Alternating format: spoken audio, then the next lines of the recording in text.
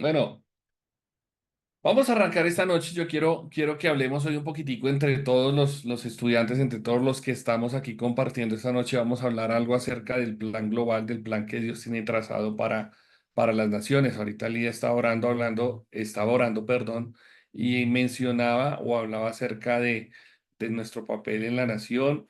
¿Qué noticias de lo que ustedes han escuchado en estos días acerca de Colombia les ha llamado la atención? No, aparte del partido, ¿no? Aparte del partido, no vamos a hablar ni de James ni nada de eso, pero acerca de nuestra nación, de lo que está ocurriendo en nuestro país, ¿qué les ha llamado la atención? eh, el plan que tiene el presidente de reformar la Constitución. O sea, es de lo que más suena y bueno, está haciendo como haciendo moviendo toda su parafernalia y todo para cumplir con el cometido, pero bueno, que Dios tenga misericordia de nuestro país y ahí es donde realmente necesitamos que todas las personas que hacen parte del gobierno, pues Dios les dé esa sabiduría y ese discernimiento, porque pues en lo personal me parece que es un poco ambicioso y peligroso lo que pretende hacer Petro a través de esta Asamblea Nacional Constituyente. ¿Por qué creen Lida y los demás, por qué creen que eso puede ser? Bueno, la postura de Lida es que es un riesgo de la constituyente. ¿Por qué lo dices? Y si alguien más opina algo al respecto, ¿es bueno o es malo? ¿Por qué? Yo creo que es una forma de disfrazar, porque pues él lo presenta un poco disfrazado de perpetuarse en el poder, que es uno de los riesgos y de los temores que se tenía si él subía a la presidencia, ¿no? Ajá. Después él lo demuestra como una forma de acceder más a la democracia, pero pues a mí me parece que es una forma escondida de perpetuarse en el poder y por eso lo veo peligroso. Listo, muy bien. Eso, bueno, ¿alguien más? Perdón, ¿alguien más?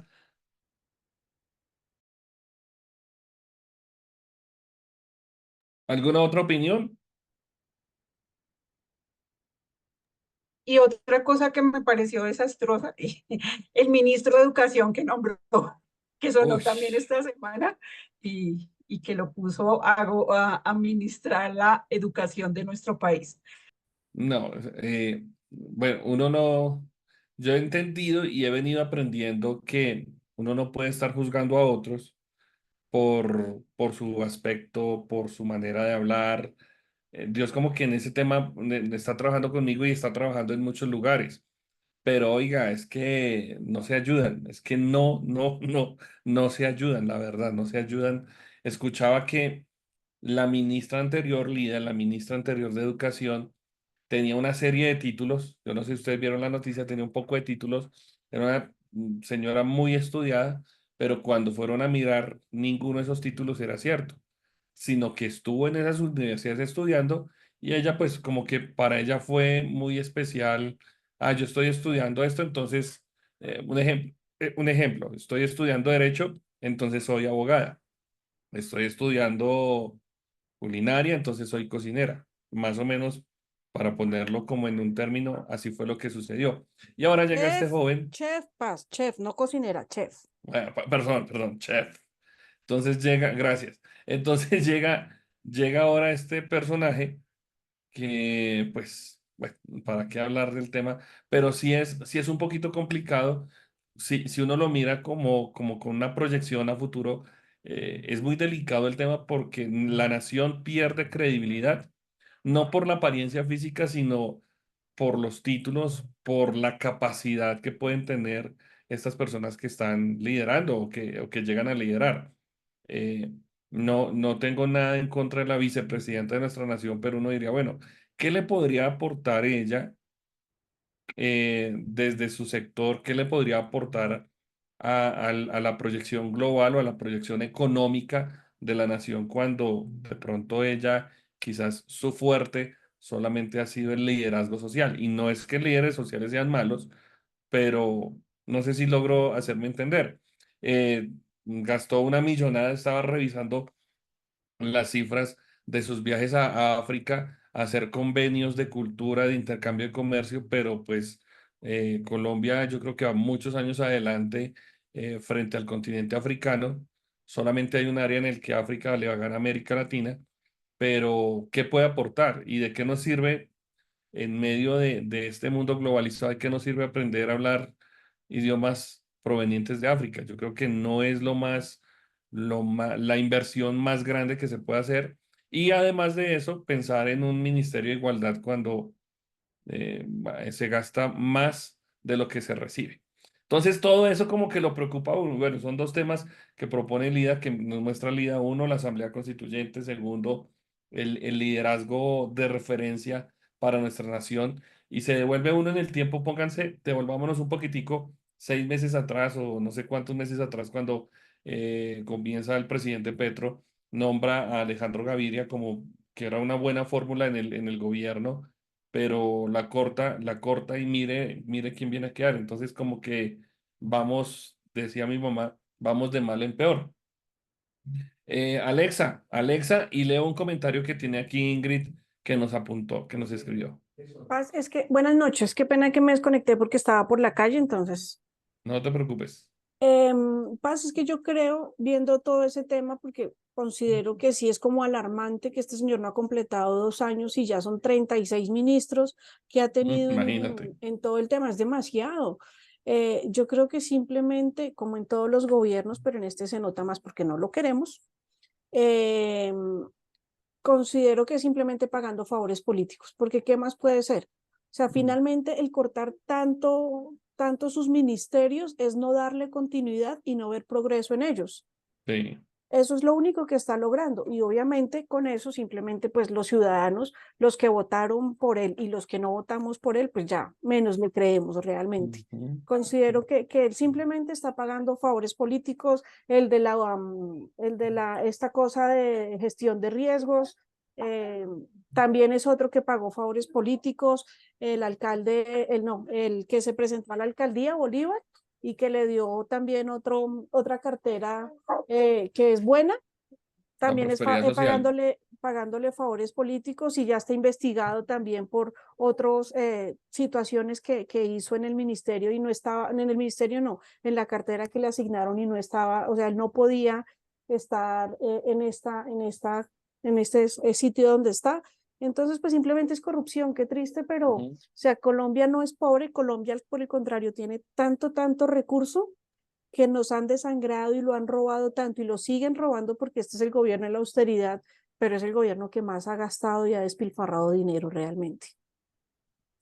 Gracias, Alexa. Mira, sí es muy real porque uno se pone como a revisar el tema de referencias económicas del país y el país tiene mucho dinero, tanto que mire todo lo que se ha perdido, lo que se sigue perdiendo y lo que se seguirá perdiendo, porque pues aunque hay mucho cambio, aunque se descubren muchas ollas podridas, como se dice, se descubren muchas bolsas de dinero, pero no hay un plan correctivo, no hay una corrección frente al tema.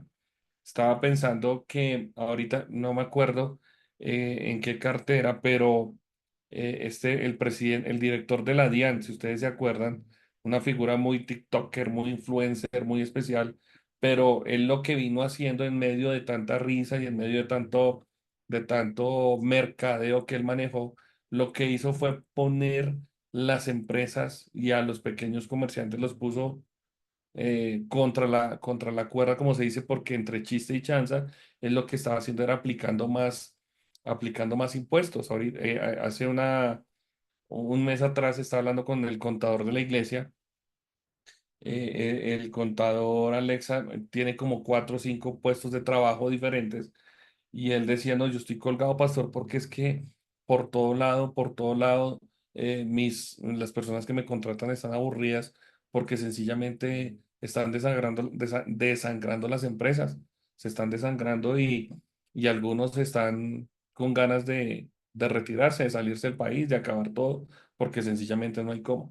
Entonces, entre chiste y chanza, lo que está ocurriendo en el país es un desangre y como que no hay una figura que marque la diferencia, no hay algo que diga, venga, espere, no vamos a seguir igual, sino que no vamos a cambiar, perdón, sino que como que esto va a seguir igual con los nombramientos de los ministros, ese dato que tú dijiste ahorita de los 36 ministros, ahorita último nombra uno que es supuestamente de la derecha, que es antipetrista, pero ustedes se dan cuenta cómo se va esa fórmula de favores políticos, lo que ustedes están hablando. Entonces, lo que está sucediendo es como que se entenebrece el panorama político, el panorama del futuro se está entenebreciendo y es como si todo el mundo ya como dijera, bueno, como que esto ya aquí no hay más nada que hacer, pues hagámonos pasito, juntémonos y después miramos cómo nos vamos a salvar. Es como un poquito el panorama que se ve. Ingrid estaba escribiendo, ya te di la palabra, Alexa, otra vez, creo que levantaste la mano, ¿cierto? Eh, Ingrid dice, bueno, yo opino más que perpetuarse en el poder, sabemos que el constituyente mayor debe ser es el pueblo y depende de nosotros si aprobamos o no aprobamos una constituyente. Creo que es así la frase. Nosotros somos, sí, el pueblo es el que elige, pero si ustedes se dan cuenta, uno, dos o unos poquitos son los que manipulan todo, los que están como agarrando el poder y ahí es donde el poder del pueblo se está perdiendo. ¿De acuerdo? Bien interesante eso. Alex, ahora sí. Son 3 puntos. Primero, hablando de lo del desangre que ha habido tanto en este gobierno, si ustedes se dan cuenta o si recuerdan el tema de los famosos carrotanques de La Guajira, Ujú. cuánta plata se perdió ahí, el tema de este NAME que fue por lo mismo y del presidente del Senado que recibió NAME 3.000 millones de pesos y el otro recibió 1.000 millones de pesos. Paz, ¿cómo es posible que, o sea, no sé, en el ciudadano de a pie, y creo que a todos nos pasa, cómo es posible que están las pruebas, está el delito, está todo, cómo es posible que no pasó nada? O sea, se Exactamente. perdió el dinero, no se recuperó. Ahorita creo que hay otro con el tema de los carrotanques, un señor de Pasto, y decía, sí, yo sé que actué mal, no es el deber ser, yo realmente fui muy honesto, pero por querer coger el contrato me dejé corromper, pero créanme que yo voy a volver hasta el último centavo de ese contrato, así yo me vaya a pérdida. Entonces, que no hay presupuesto y entonces pongamos impuestos, que es lo que tú decías ahorita con el contador de la iglesia, es verdad, o sea, ya realmente el ciudadano de a pie no podemos con más impuestos, porque así digamos que no declaremos renta, al final estamos pagando el impuesto cuando compramos una manzana o cualquier cosa. Totalmente, sí. En el transporte estamos pagando impuestos, o sea, que es que el Transmilenio da pérdida. Pues bueno, busque una solución para que la gente no sé si sea la palabra, se cuele, no sé, porque pues es que no, uno los ve pasar y es que, pucha, Como si nada. son montones, o sea, es que uno cuenta y en un minuto son mínimo 30 pasajes que no pagaron.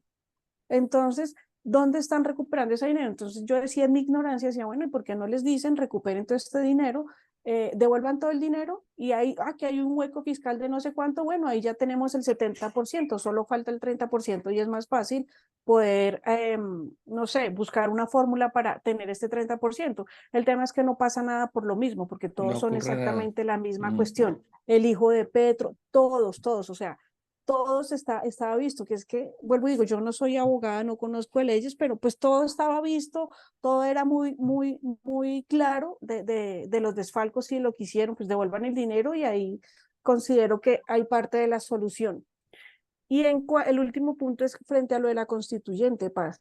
Sí, claro, el pueblo es el que elige, pero con este gobierno el pueblo no tiene voz ni voto, porque es que el tema es que se hace lo que yo diga. No sé, si mal no estoy, estos días en noticias escuché que Petro decía, no sé, había algo por aprobar en Suba o algo así, no sé, una universidad en Suba, si mal no estoy, o algo así, y que no la aprobaron en el Senado, no sé en Mm. dónde, y él decía, es que la partida no puedo creer que hayan tantos ignorantes y tantos brutos que no aprueben eso y prefieran una vía. O sea, ¿cómo un mandatario se va a referir así en una cadena o pues bueno, en la televisión? ¿Cómo se va a referir así? O sea, realmente es un señor el cual no, pues yo sé que la palabra dice que hay que respetar y que hay que apoyar y todo, pero realmente qué respeto puede generar este señor. O sea, es mi Bueno, opinión. Entonces, frente a la constituyente, digo, bueno, igual si el tipo la quiere sacar por donde sea, porque así ha hecho todas sus reformas. Ah, que se cayó, pero ahí la de la salud, por otro ladito, ya metió los puntos que le sacaron. Entonces, pues mire realmente, que de lo que tú dices, Alexa, no es solamente él, sino que si ustedes se acuerdan, se devuelve uno en el tiempo y así pasó con el presidente Santos, cuando el sí y el no. Así fue con Uribe, cuando la reelección, que era un riesgo, el país lo sabía, pero no, my presidente, el mejor, y, y mire lo que ocurrió, ¿cierto? Entonces uno comienza a darse cuenta que sí, obvio, ahorita digamos que lo tenemos más caldeado nosotros por el tema que tú dijiste al comienzo. No lo queremos, pero no es solamente el hecho de que no lo queremos, sino el hecho de ver cómo el gobierno se ha siempre ido como a hacer su propia voluntad y no escucha al pueblo. Y esa es la parte bien importante acá, porque si uno se detiene a mirar el contexto bíblico, se detiene a mirar la historia de naciones cristianizadas tiempo atrás, escuchaban al pueblo.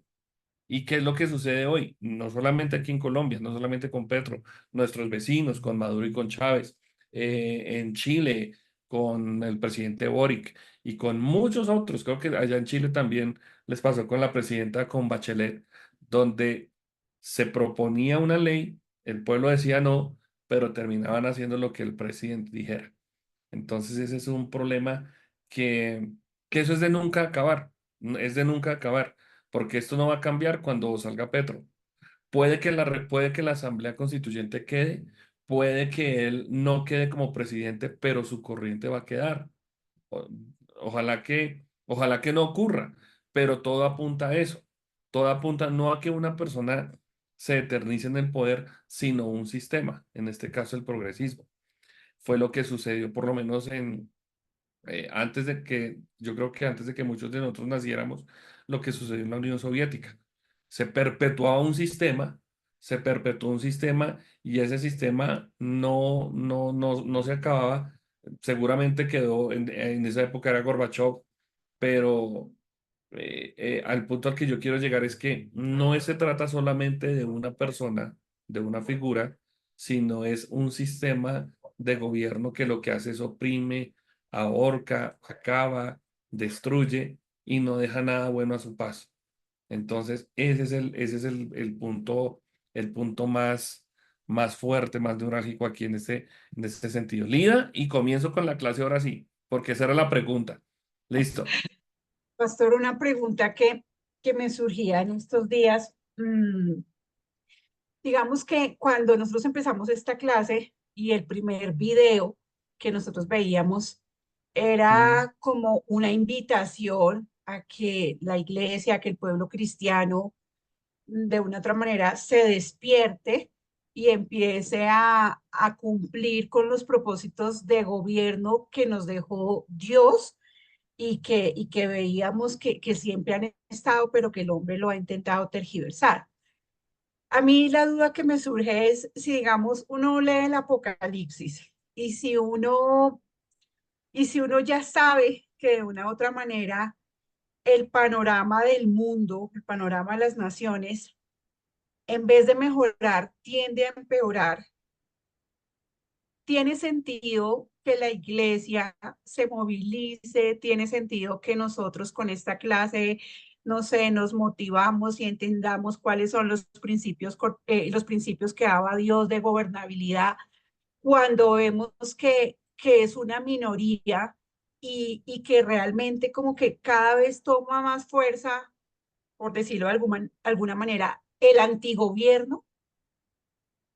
o el gobierno. Eso me ha estado como rondando, como decir si tiene sentido que la iglesia se involucre en la política, se movilice, si el panorama de una otra manera, como que el fin del mundo es que las naciones se levantaran unas contra otras, como que Ujú. no hay, no sé, ese panorama. Entonces, quería hacer esa pregunta, pastor. Mira, cuando uno mira el libro de Apocalipsis, creo que, yo no sé a quién le escuchamos eso hace poco, pero cuando uno mira el libro de Apocalipsis, uno se asusta porque hay dragones, porque hay bestias, porque hay copas, porque hay juicio. pero cuando uno ya comienza a mirar, Lida, el contexto del libro, uno lo que ve es que al final de todo el mal va a prevalecer el bien.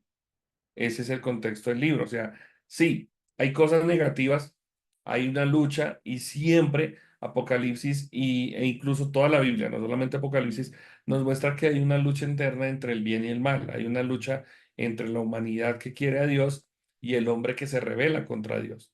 Apocalipsis lo que muestra es que de alguna manera Dios va a prevalecer por encima de toda la historia. Entonces, si tú miras Apocalipsis, con una expectativa, ¿cómo lo llamamos? Como una expectativa teocrática, una expectativa de Dios, va a mostrarnos Apocalipsis que no se trata solamente de dragones y castigos, sino que es cómo Jesús, a través de la iglesia, esta vez, cómo Jesús, perdón, cómo Jesús va a establecer su trono aquí en la tierra. Hay algo que nosotros necesitamos entender, es que si nosotros estamos anhelando una vida en el cielo, nuestra vida eterna, pero también debemos entender que Jesús cuando hace una oración con los discípulos, cuando enseña al Padre Nuestro, está diciendo, mire, que la voluntad de Dios que está establecida para el cielo, también se establezca aquí en la tierra. Entonces es otra lucha donde ya nosotros necesitamos entender, y ese es el punto en el cual hay muchas posturas, Lida y hermanitos. Nosotros creemos que el fin de todo es el cielo. Y sí, ese es el fin máximo. Pero también Dios nos colocó en la tierra como administradores. Dios nos colocó aquí en la tierra para establecer su nombre en todo lugar. Creo que es en Oseas, no recuerdo el texto ahora, si alguien lo quiere ir buscando por ahí rápidamente, googleando, dice que la gloria del Señor va a llenar la tierra como las aguas cubren el mar. Eso me habla de que aquí en la tierra se puede establecer, se puede definir un propósito de parte de Dios. Es eso.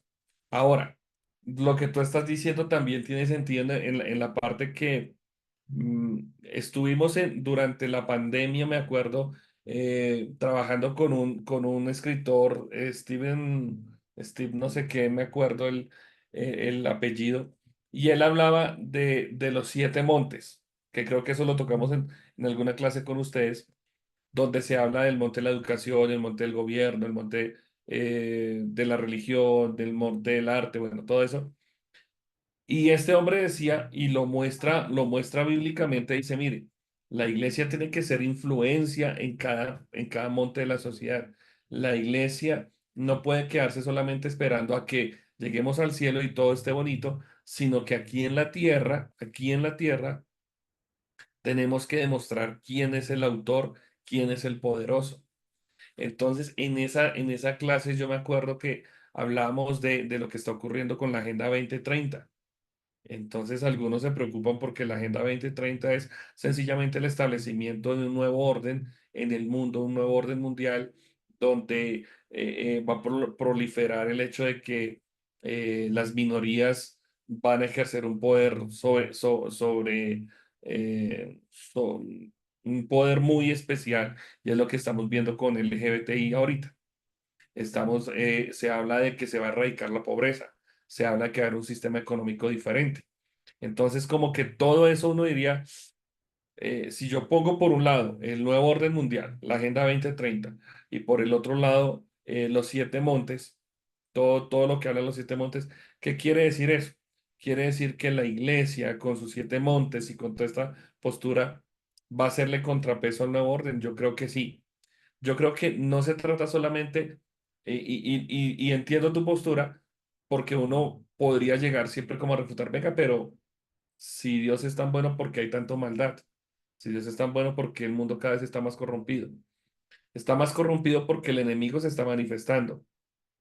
Está más corrompido porque de alguna manera nosotros muchas veces oramos, y es por eso que uno tiene que ser muy inteligente hasta en la intercesión. La intercesión tiene que ser profética, tiene que ser una intercesión inteligente. Señor, saca toda la luz. Señor, saca la oscuridad a la luz. Y cuando saca la corrupción, pues nosotros nos asustamos. Venga, ¿cómo así que pasa esto? ¿Cómo así que hay tanta ruina? ¿Cómo así? Pues no estamos orando para que eso se manifieste.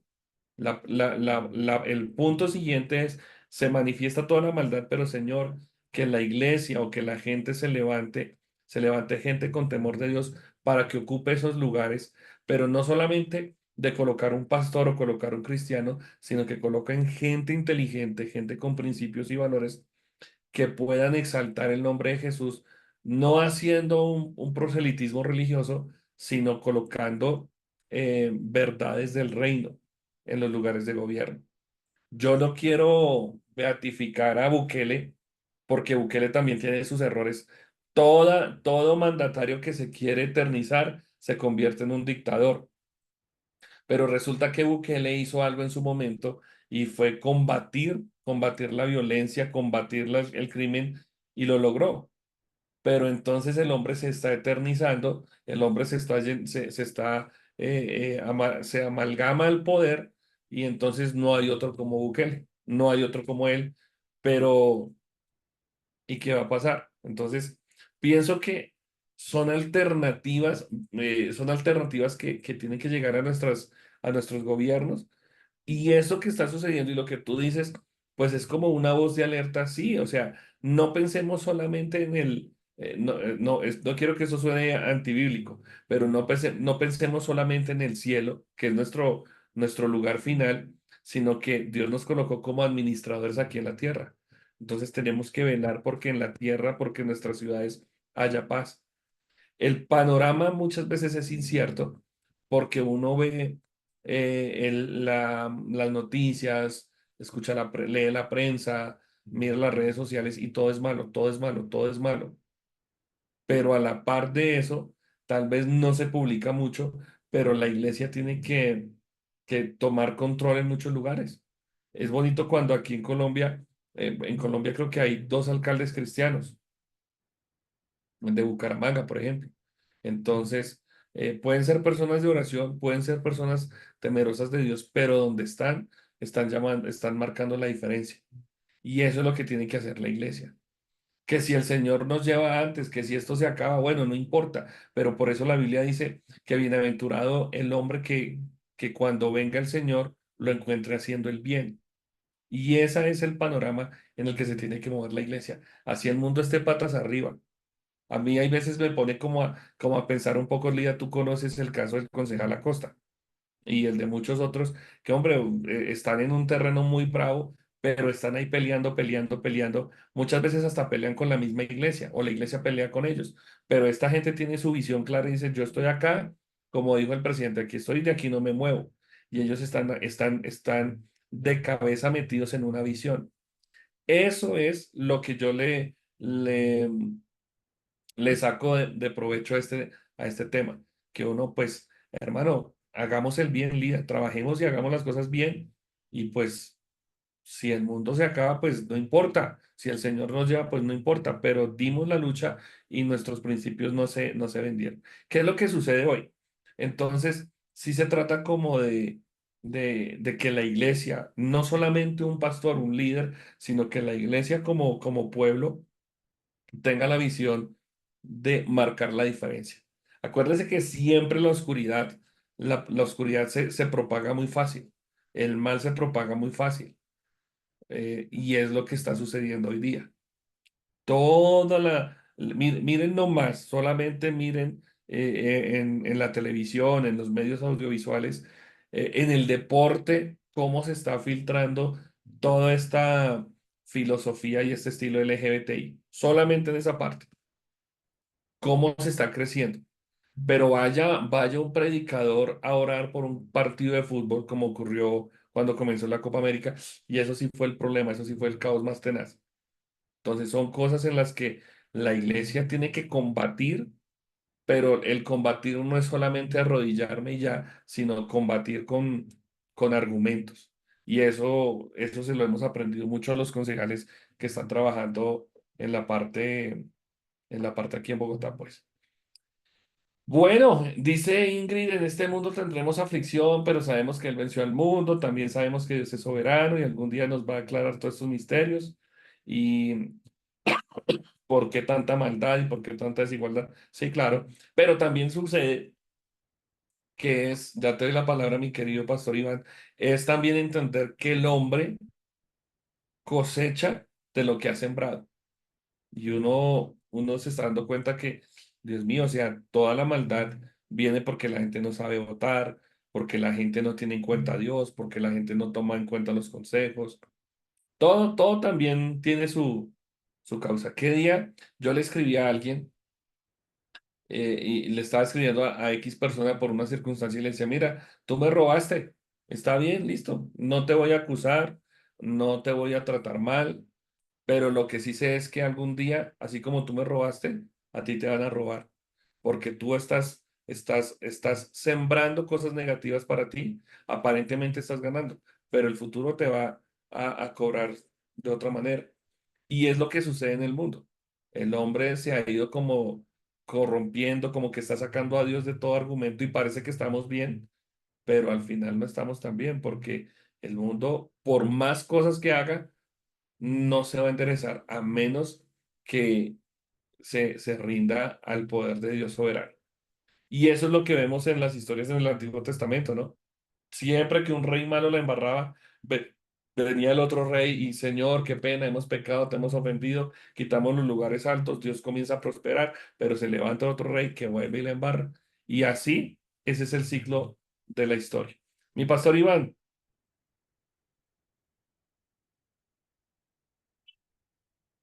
Buenas noches, qué pena la tardanza. No sé, pues en cuanto a la pregunta de Lida y lo que decía el pastor, eh, pues nosotros tenemos un llamado, ¿cierto? A ser ujú, discípulos.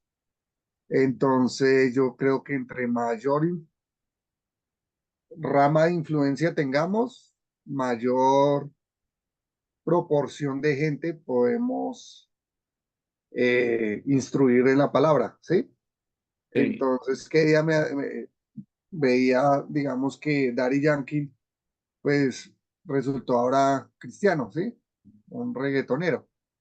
¿Y qué referencia hay para los jóvenes un Daddy Yankee que se convierte, ¿sí? Que comienza a hablar de la palabra? Quizás todos sus seguidores van a estar más atentos a él, a lo que él diga a su conversión, ¿sí? Entonces, él tiene un punto, o sea, a mí me ponen a hablar y ponen a hablar a Daddy Yankee de Dios. ¿Quién tiene más su influencia en el momento? ¿O quién puede acaparar de pronto más personas? ¿Sí? ¿Quién puede pues hacer igual. convertir? Pues Daría. ¿Sí? No, Entonces, Iván, tú. amén, amén, amén. Pero digamos, dice, no sé qué pasaje lo dice, pero dice que uno va ganando coronas en el cielo, ¿sí? Uno va atesorando almas, ¿sí? Y es lo que verdaderamente pesa. Ujú. O sea, Dios nos va a preguntar en cierto momento a quiénes le predicaste, a quiénes les dijiste, ¿sí? Entonces, pues para mí sería un enorme honor estar en el cielo y decirle a Dios, Dios me diga, wow, ganaste muchas almas para mí, te corresponde tal posición o, ¿sí? Esto es para ti. Entonces, digamos, es importantísimo, yo creo que llegar a esas esferas de política, como un Bukele, sí, digamos así, a la presidencia, un presidente puede infundir o sea, puede infundir mayor el evangelio que de pronto uno que no es tan visto, ¿sí? Entonces, de Sí, pronto, en esas ramas de influencia, por eso sería importantísimo poder estar partícipe. Y ya. exactamente. El hecho es que dijo Jesús que nosotros somos la sal del mundo, pero si la sal pierde su sabor, es decir, si la sal no es influyente, si la iglesia es luz y es sal, pero la iglesia no está influyendo, la iglesia no está influenciando, es el término, no estamos siendo influyentes. Chévere que haya todo este tipo de artistas. Aquí en Colombia tuvimos el caso de este Dangond, de Silvestre Dangond, que él es cristiano, roba a la gente, le casca a la mujer y todo lo que hizo, pero él es cristiano. Entonces uno dice, pero ¿qué está dejando? No se trata, a ver, no está mal que todas estas personas se conviertan porque de alguna manera van a marcar la diferencia y esperamos que lo hagan bien. Vieron el testimonio del Puma ahora por allá en un reality, que el hombre lo trataron mal, lo trataron re feo, pero él ya es prácticamente como un abuelo y él paró en seco a la reina que lo trató mal.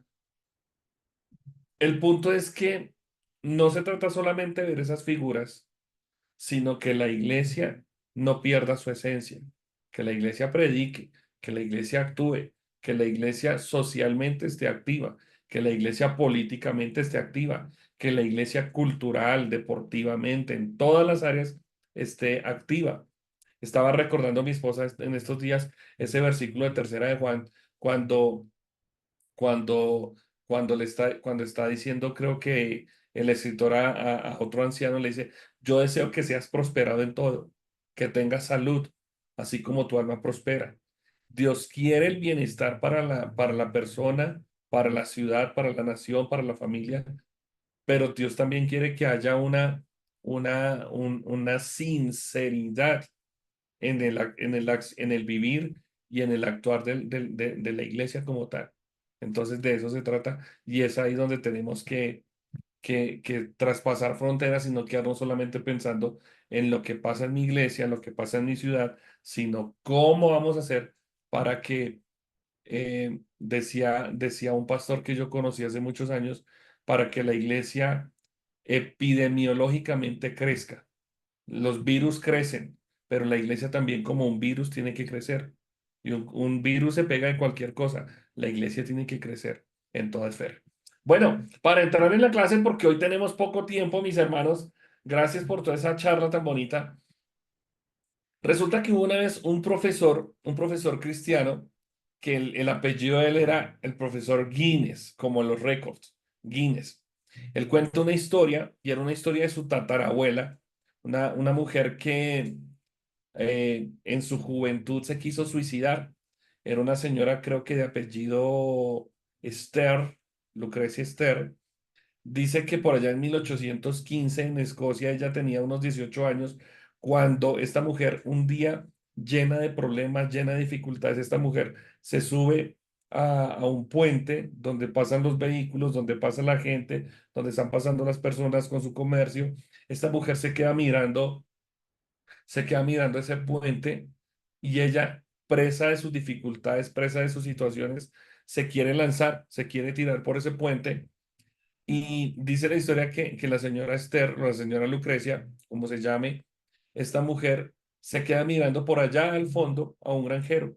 Se queda mirando a un granjero que está trabajando la tierra, que está moviendo sus asadones, que está moviendo sus equipos o los materiales con los que está trabajando. Y esta mujer se concentró tanto en este hombre que se le olvidó su crisis, que se le olvidó por un momento su problema. El escritor, el tataranieto, dice que esta mujer, cuando se queda mirando a ese aldeano, a ese hombre, se queda ella como pensando en la historia de la vida, cómo ella pudo haber trabajado, cómo ella pudo haberse esmerado en su juventud, pero había fracasado.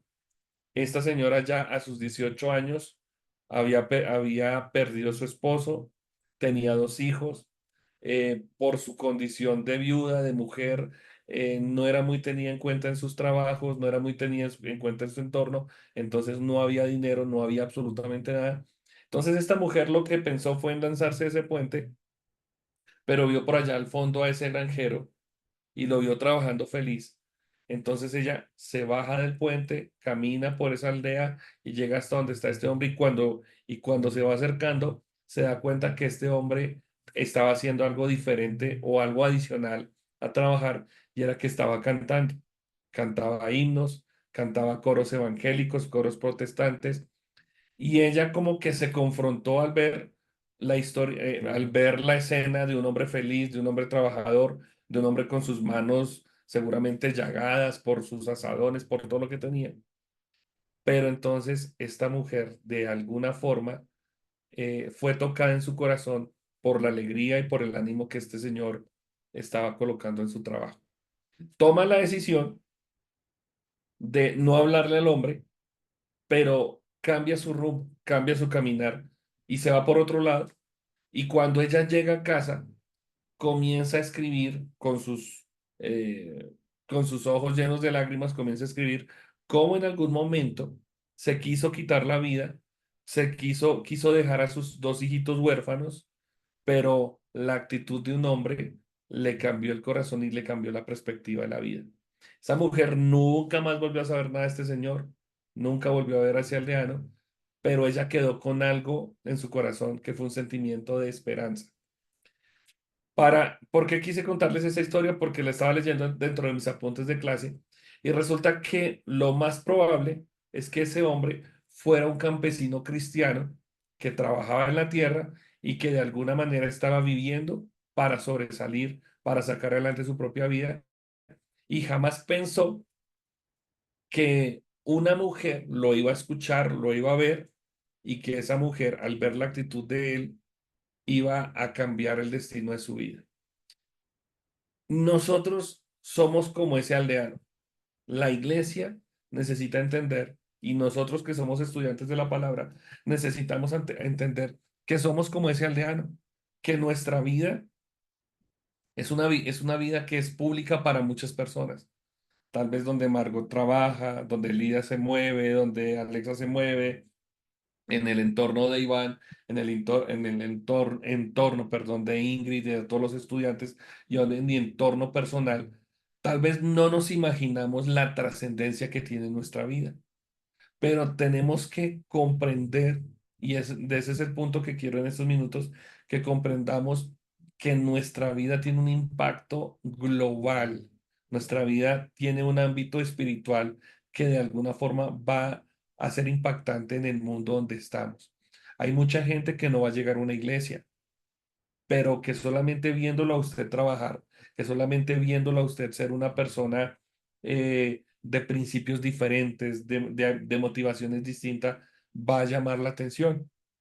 La historia de esta mujer me llamó a mí la atención porque decía el escritor del apunte que esta mujer no entró a la iglesia. No entró a la iglesia para ser cambiada, sino que en la misma calle, en la misma aldea, en el mismo vecindario donde estaba, esta mujer vio algo que le llamó la atención. Entonces, nosotros tenemos que entender, es un término que yo he utilizado en muchas ocasiones, somos agentes de cambio para la sociedad. Hay una realidad global que trae ciertos niveles de crisis, de desinformación, de problemas, pero por encima de esa realidad global hay un principio global, hay un principio en el cual Dios está interesado no en condenar al mundo, ojo, sino está condenado en restaurar al mundo. Por eso ustedes se acuerdan muy bien de Juan 3:16, ¿cierto? Que Dios de tal manera amó al mundo para que el que crea en él no se pierda, sino que tenga vida y tenga vida eterna, ¿de acuerdo? Pero el versículo siguiente, el versículo 17, yo tenía la Biblia acá y se me olvidó buscar el versículo, pero el versículo 17 dice otra cosa muy interesante todavía. Mire lo que dice. El versículo 17 dice, Dios no envió a su Hijo al mundo para condenar al mundo, sino para que el mundo sea salvo por él. El deseo de Dios no es que el mundo se condene. El deseo de Dios no es que el mundo se acabe en crisis. Sí, la paga del pecado trae muerte, por supuesto, pero el plan de Dios, el plan que Dios trazó para la humanidad, es que la humanidad tenga una reconciliación. Entonces, es ahí donde necesitamos entender, mis hermanos y hermanas, qué tan grande es el reino de Dios. ¿Qué tan grande es el reino de Dios? Si hablamos de realidades globales, hoy día, algo global, algo que hoy puede ocurrir, es que nosotros podemos viajar hoy muy fácil. Si usted tiene 40 millones de pesos en su cuenta, usted puede coger un avión primera clase y se va a Dubái. Viaja rico, pero tal vez usted y yo no tenemos toda esa plata destinada para un viaje. Usted puede coger un computador y puede googlear, puede viajar de ciudad en ciudad, puede mirar cómo es el itinerario, cómo es el vuelo, puede mirar qué ciudades va a pasar, por dónde va a llegar. Y hoy todo está tan globalizado que hoy podemos viajar desde aquí, sentaditos en su casa. Esto está tan globalizado que si usted quiere, usted puede descargar una aplicación. Muchos de nosotros, algunos de ustedes habla portugués, ninguno habla portugués, pero usted puede descargar una aplicación donde aprende ahí en su casa. Usted aprende algunas nociones para que cuando usted llegue a viajar, entonces usted por lo menos fale un poquito portugués. y no más. Es un mundo tan globalizado que tenemos que todo hoy está al alcance de la mano.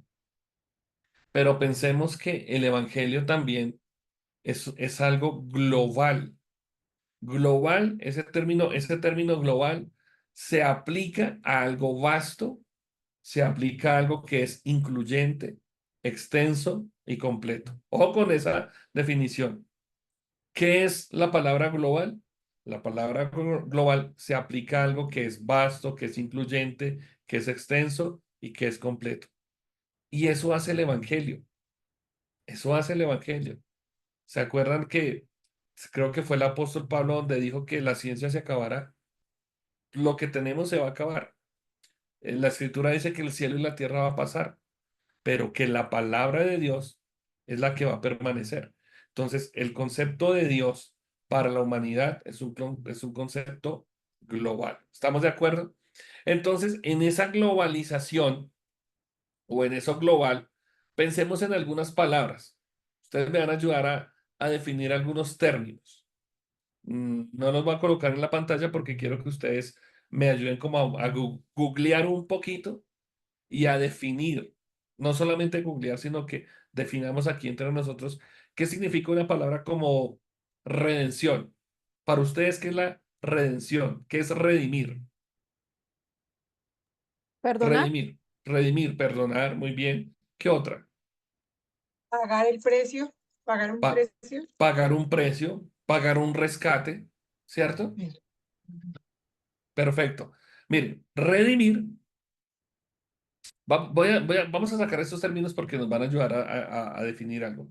Redimir significa salvar o rescatar a algo o a alguien que estuvo esclavo, que estuvo perdido. Significa comprar o adquirir algo. En un secuestro, acuérdense que en un secuestro para que la persona quede libre hay que pagar algo, ¿de acuerdo? En la Biblia, redimir alude a la obra que Dios hizo a través de Cristo para liberar la creación de la atadura y del castigo del pecado. Dios está interesado en redimir al mundo. ¿Cómo redime Dios al mundo? A través de su Hijo. Ese sacrificio es un sacrificio global, ¿de acuerdo? Esa redención que Jesús hizo en la cruz tiene un impacto global. Eso me lleva a un segundo término. ¿Qué significa santificar? Santificar, Purificar, limpiar. purificar, limpiar, Alejarse del pecado. alejarse de lo malo, alejarse del pecado. Santificación puede ser, eh, voy a coger este celular y solamente limpiarnos de aquello que no nos conviene. Perfecto. Yo cojo ese celular y este celular lo voy a santificar, entre comillas, lo voy a santificar solamente, lo voy a consagrar solamente para hacer llamadas de la iglesia. Aquí no voy a mirar internet, aquí no voy a chatear, aquí no voy a buscar Google, aquí no voy a buscar a Siri, nada de eso. Este celular únicamente va a ser para eh, oficios evangélicos, oficios de iglesia. ¿De acuerdo? Jesús a nosotros nos aparta para que seamos santos. El propósito de Dios a través de Jesús es redimir a la humanidad. Pero Jesús, su propósito es que la iglesia o los que crean en él sean santos y sean perfectos a tal punto de reflejarlo a él y de ser limpios para hacer lo que nos conviene. Jesús nos quiere santificar, pero él lo va a hacer a través del Espíritu Santo. Jesús hace una parte, pero nosotros como creyentes necesitamos estar llenos del Espíritu Santo para vivir de una manera que sea apropiada para Él.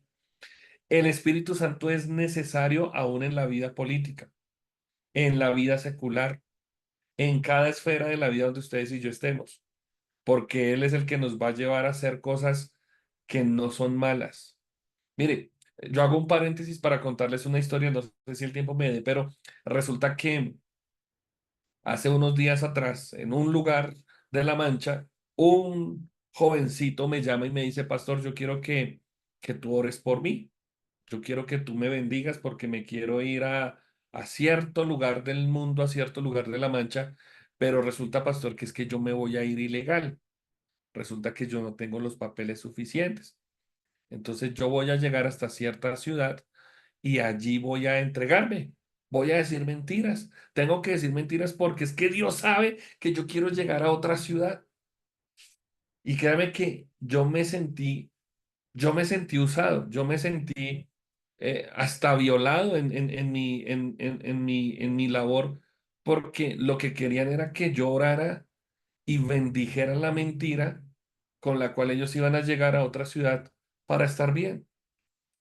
Entonces, en esos minutos para mí fueron muy complicados porque era bendecir algo mal hecho.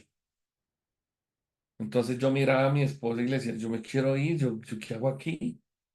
Al final Dios me dio sabiduría y yo lo único que hice fue, Señor, acompaña a mi hermano en el viaje, llévalo, establece tu voluntad en él y muéstrale los pasos que él tiene que dar. No ore más.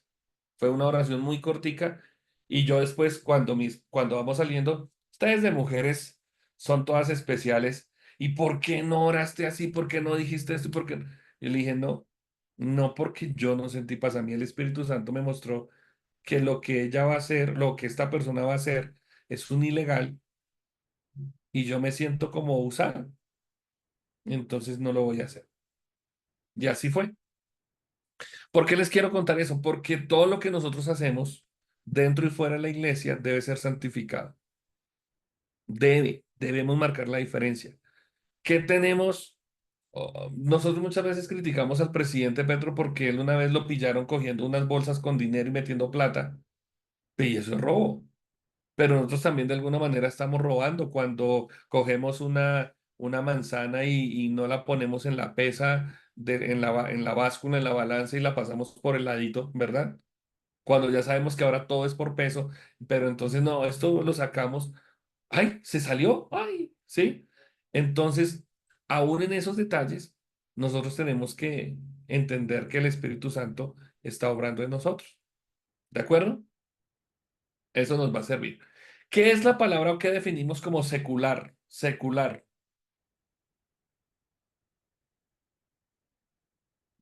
Que no es de la iglesia, que es del mundo. algo que no es de la iglesia, algo que es del mundo, sí, muy bien, perfecto. ¿Qué otro? Secular, ¿qué significa ese término secular? Dice que sucede o se repite cada siglo. Secular, Sí. bueno. mm, Bueno, dejémoslo ahí. En otra paz dice, significa siglo, pero también mundo. Bueno, ok, listo. Otra, secular. Secular es lo que podríamos nosotros decir que es como mundano, que no está aplicado a un ámbito espiritual, que no está en un ámbito espiritual. Por ejemplo, el trabajo de Alexa, el trabajo de Margot, el trabajo que cada uno de ustedes tiene, son trabajos seculares, porque no son trabajos digamos, no son en un área espiritual o en un área de iglesia, sino que son trabajos del hombre. ¿Me explico? Pero mi labor pastoral es algo más de iglesia, es algo más de una vocación espiritual. Aunque hay cosas materiales, las cosas materiales son seculares, pero hay cosas materiales que yo estoy utilizando para beneficio o desarrollo de un propósito en la iglesia. Nuestros trabajos pueden ser seculares, el trabajo de un concejal puede ser secular, pero si de alguna manera toca la iglesia, entonces va a ser que esto secular está influyendo en la iglesia. ¿Por qué estos términos? ¿Por qué revisar estos términos? Porque de alguna forma tienen que ver con el desarrollo de nuestras actividades dentro de la iglesia, dentro de la sociedad donde estamos. No podemos pensar, mis queridas hermanas y mis queridos hermanitos que estamos acá. Bueno, Ingrid aquí colocó una definición de lo secular, es algo que es diferente a nuestra cotidianidad, en nuestra espiritualidad. Perfecto, sí, por ahí vamos. Entonces nosotros, lo que yo quería decirles es que en medio de todo este ámbito global en el que estamos, no podemos pensar que solamente somos cristianos en la iglesia o que solamente podemos hacer vida social fuera de la iglesia, sino que tenemos que ser influyentes en la iglesia y fuera de la misma. Qué bueno que ahora que estamos haciendo este estudio nos sirva para ver la vida de una manera diferente. No solamente yo tengo que ser cristiano en la iglesia y saludar a los hermanitos y abrazarlos y bendecirlos, sino que a la hora de yo establecer de tener mis principios, mis patrones de conducta que están aquí escritos en la palabra, yo los tengo que aplicar donde quiera que esté. Yo los tengo que aplicar en el trabajo, los tengo que aplicar en la universidad. Venía a mi mente, yo leí hace un poquito, hace unos días sobre una historia de un juez que creo que fue en Bucaramanga o en Antioquia, en algún lugar, se abstuvo de casar a una pareja homosexual. Y la gente le pegó el brinco al hombre y que por qué, y que porque no es que va en contra de mis principios. Al hombre lo condenaron, le pusieron una multa y todo el cuento, pero él se mantuvo firme.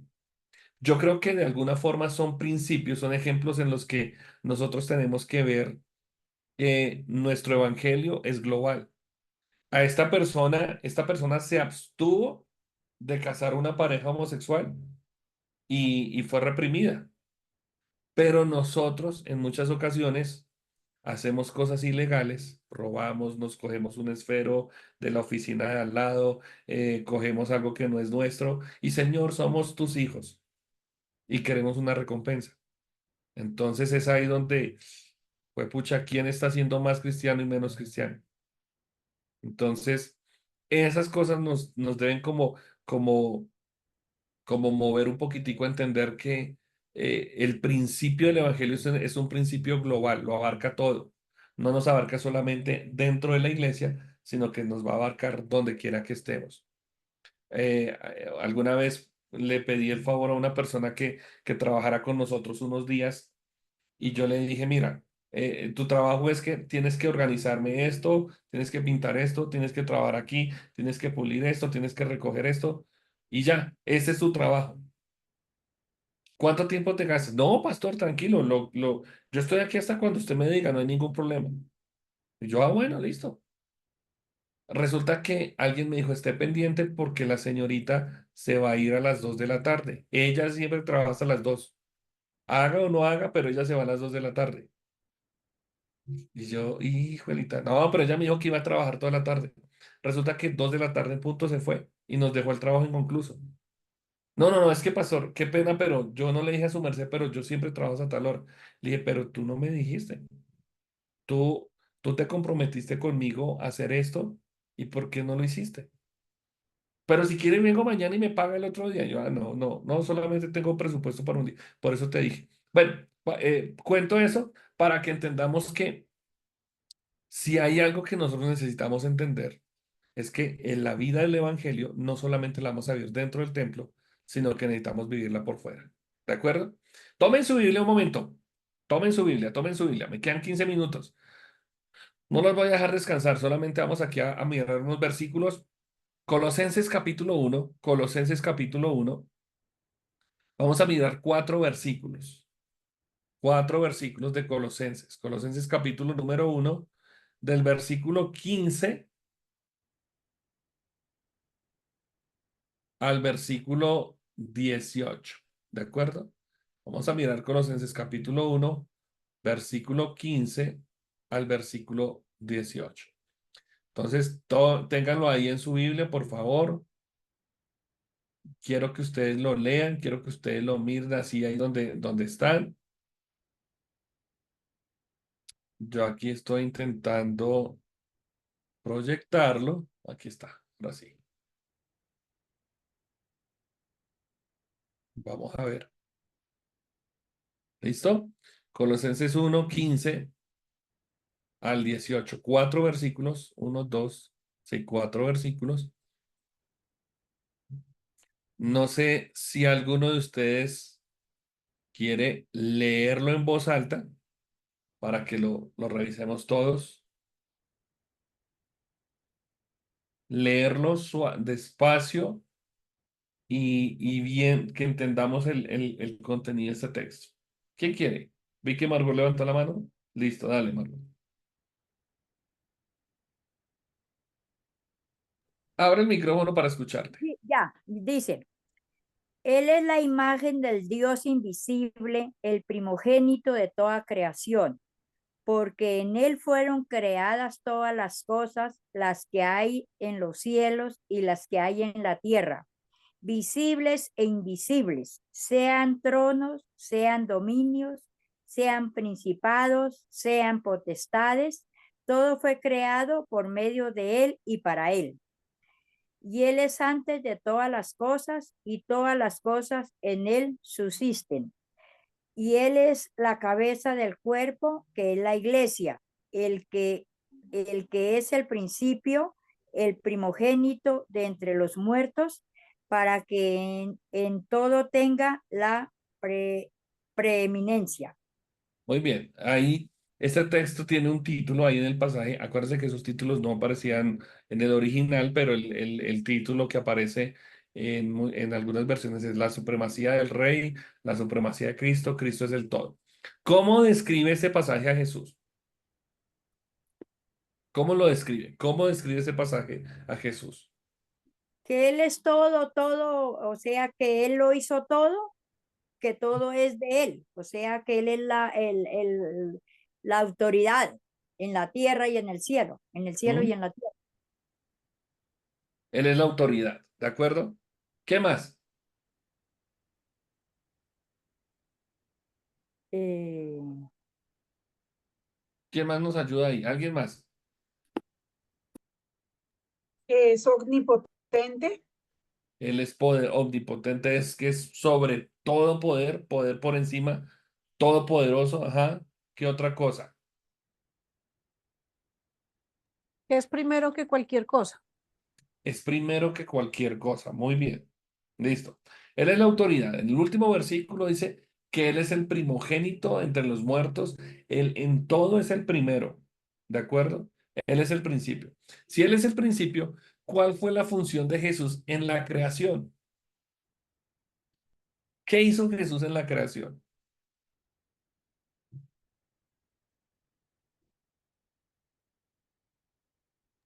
crear. Él creó. Él es, no sé si yo pudiera anteponerle el co-creador o creador, ¿de acuerdo? Dice en el versículo 16 que por medio de él todo fue hecho.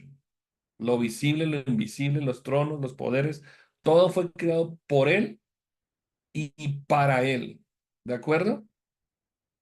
¿Cuál es la función de Jesús? ¿Qué hizo Jesús en la creación?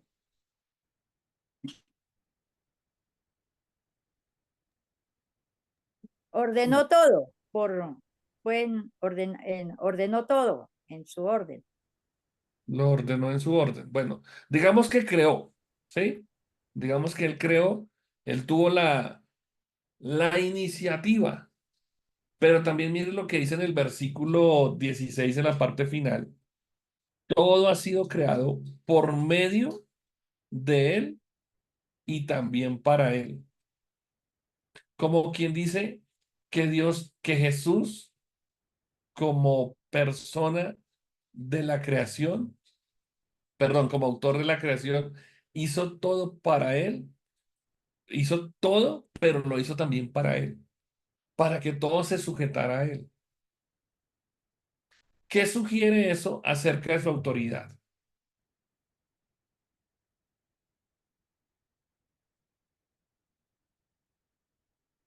que todo está bajo el control de él, que nada se mueve sin su control, sin su autoridad. Mira Hay que algo, entonces, ¿cómo, Ivancho? digamos, ahí hay el versículo 10 me llama la atención porque dice, todas las cosas en el cielo, en la tierra, visibles, invisibles, pero sean tronos, poderes, principados, autoridades. Sí, entonces digamos que todo el tema que sea jerárquico, ya sea en las Sí, tinieblas o acá en la tierra o en el cielo, Él tiene la potestad de todo. perfecto. Miren, es muy interesante saber que Dios por encima de todo, Jesús por encima de todo, Él tiene autoridad.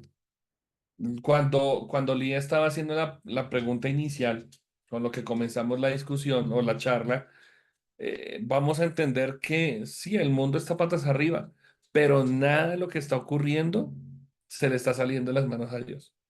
Pareciera, pero no, porque algo que dice acá es que todo fue creado para Él. O sea, este mundo no es para el enemigo, este mundo no es para el anticristo, este mundo no es para la perversión. Dios de alguna forma, Dios de alguna forma va a sobresalir sobre la creación. Ahora, cuando ustedes miran o cuando nosotros miramos la historia en el Antiguo Testamento, pareciera que a Dios se le iba a salir de las manos el pueblo judío, pero Dios siempre tuvo el control. Por eso hay una palabra que nosotros estamos hablando, Él es el omnipotente, tiene todo el poder, ¿de acuerdo? Ahora, pensando en estos mismos versículos, no me salgo de acá porque ya el tiempo se me acabó, pero quiero terminar con estas preguntas. El gobierno de una nación, el sistema de gobierno del mundo entero, ¿se le sale de las manos a Dios? ¿Sí o no?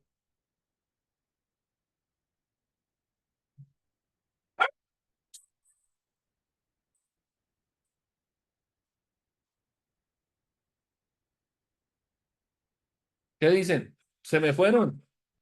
No, señor, no, no se le sale de las manos, ¿Por qué? porque él tiene el control de todo. Porque Él tiene absoluto control, ¿verdad?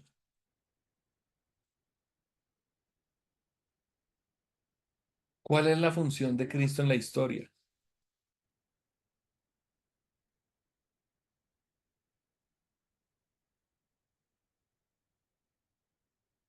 En la historia, en las naciones.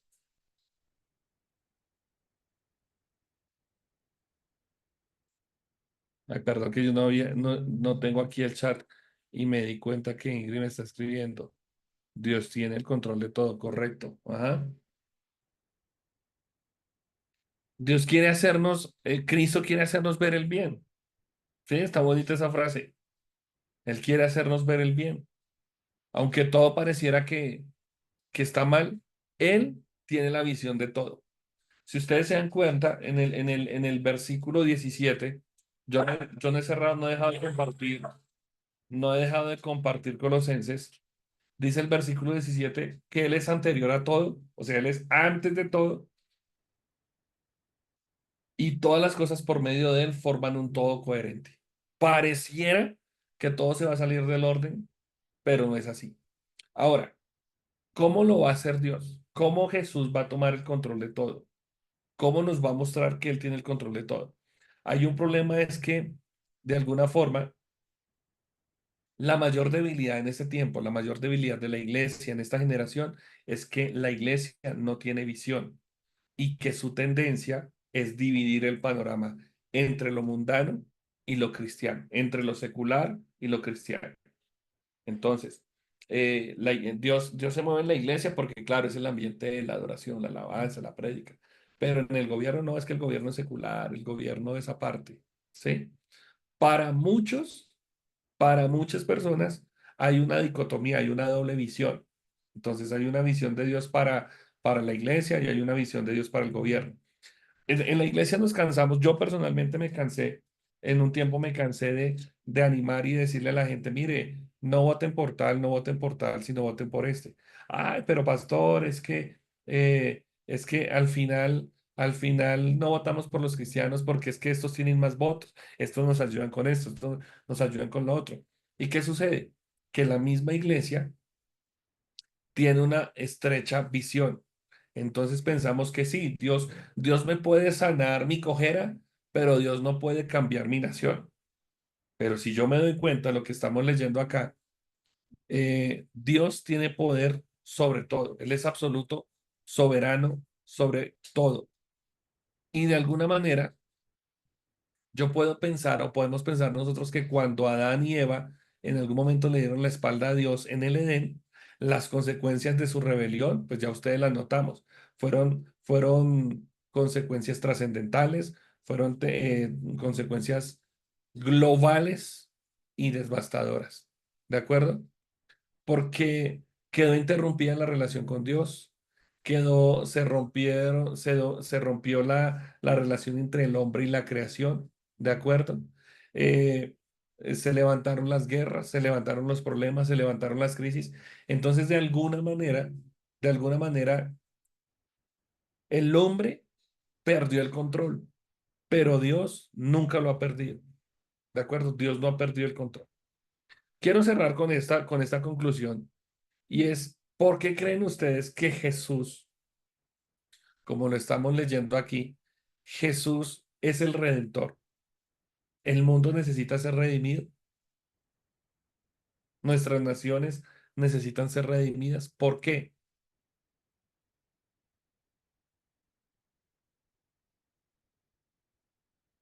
Los leo y los escucho. Bueno, no. Ser salvas porque hay mucho pecado en el mundo. Pero ser salvos ¿de qué? De la idolatría, de tanto pecado que hay, idolatría, ¿qué digo yo? Idolatría, suicidio, robo. Yo Ok. diría eso, pues. Pero listo, perfecto. Muy bien, Margot. Otro. Paz, pues yo creo que nos toca es cambiar como el chip, porque pues digamos que pues hoy en día todo es como para dónde va mi gente, para dónde va Vicente, pero no miramos más allá, ¿cierto? Entonces, ay, que porque es que este hoy quiere ser niño, entonces yo quiero copiar lo que hace mi amigo, porque como no le dicen nada y bueno, en fin, todo lo que viene, entonces se supone que todo está bien. Ujú. Entonces yo considero que tenemos es que cambiar el chip y pues eh, lo que pasa es que es un poco difícil desde que a los padres nos quitaron la autoridad de corregir a nuestros hijos, porque como ahorita todo es permitido, todo es bien recibido, y pues bueno, es respetable, pero pues si yo no criase si yo no criase a mi hijo, pues también tiene que ser respetado la forma en la que yo lo estoy criando, donde el niño es niño, la niña es niña, y también hay que respetar eso.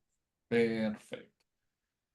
Como ustedes tienen con qué apuntar, entonces yo ya les dejé estos versículos de Colosenses 1:15, pero vamos a mirar hasta el versículo 20 como tarea, como una parte de tarea. Primero, Colosenses 1:15 al 20, lo vamos a leer esos 6 versículos, del 15 al 20. Se van a dar cuenta ustedes cuántas veces aparece la palabra todo, todo en esos versículos, sea la versión que tengan. Reina Valera, NBI, NTV, la que sea. ¿Cuántas veces aparece la palabra todo? ¿Cómo se va a relacionar Jesús con todo? ¿Listo? Y lo segundo es otro texto. Hebreos.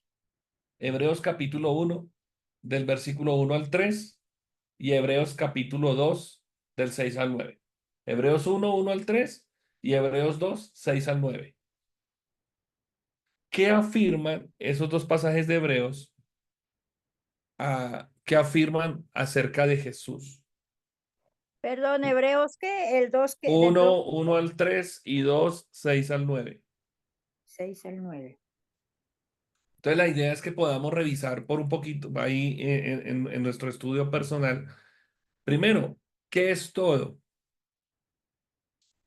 Jesús tiene que actuar en todo. Jesús debe actuar en todo. ¿Dónde estamos nosotros? ¿Qué estamos haciendo nosotros como miembros del reino de Dios? ¿Listo? Espero que esta charla hoy ha sido un poquito corta, no sino como no de tanto argumento bíblico, pero sí nos ha llevado como a pensar un poco en lo que está sucediendo en nuestro entorno. y nos va a abrir el campo para lo que vamos a hacer dentro de 8 días. Ya para dentro de 8 días les recuerdo a los que no estaban conectados, a los que llegaron un poquito tarde a la clase, van a mirar el libro que les dejé, que les envié en el grupo, Si Jesús fuera alcalde. Van a revisar ese libro, lo van a leer todo, no mentiras, no lo van a leer todo, van a leer solamente 3 capítulos. Ya les voy a decir exactamente qué capítulos. Van a leer el capítulo, ay, se me perdió, se me perdió, se me perdió. El capítulo 8, capítulo 9 y capítulo 10. Entonces, sí, tienen que revisar el chat del grupo en WhatsApp para que encuentren el libro de Si Jesús fuera alcalde. Capítulo 8, capítulo 9, capítulo 10. Las características de la iglesia, la transformación que está llevando la iglesia y cómo equipamos a la iglesia para impactar de manera integral al mundo. ¿De acuerdo? Vamos a leer esos 3 capítulos. Ustedes se pueden dividir de aquí al domingo. Yo no les voy a decir cómo. Ustedes se van a dividir como clase. Bueno, usted va a leer esto, usted va a leer lo otro. Leamos y hacemos eh, como una especie de mesa redonda donde propongamos ideas, donde hablemos ideas con respecto a lo que leímos. ¿Qué podría aportar la iglesia local? ¿Qué podría aportar la iglesia en la construcción de una nueva sociedad? No se trata solamente, oremos y hagamos vigilias y hagamos cultos de oración y ayunemos. No, miremos la parte práctica. Jesús es preeminente en todo, no solamente dentro del templo, sino por fuera. Entonces esa va a ser la tarea. Mis amados, muchas gracias. Hoy dejo hasta aquí la clase porque tengo una reunión de trabajo. Entonces, por eso hoy salen más temprano. Vea que van a descansar hoy un poquito más. ¿Listo? Qué buena papá pasamos. Listo, Un mi paz, abrazo, muchas gracias. un Gracias, abrazo para todos. Dios los bendiciones. bendiga. Feliz noche. Listo, pastor. Bendiciones para todos. Buen Recuerden que provecho, esta líder. clase, recuerden que esta clase quedó grabada para que ustedes la puedan revisar más adelante. Pastor, la de hace 8 días, yo no la, sí, ya está. Claro que sí, yo creo que por ahí debe estar. Y si no, ya la buscamos. Ok, gracias, bendiciones, chao, chao.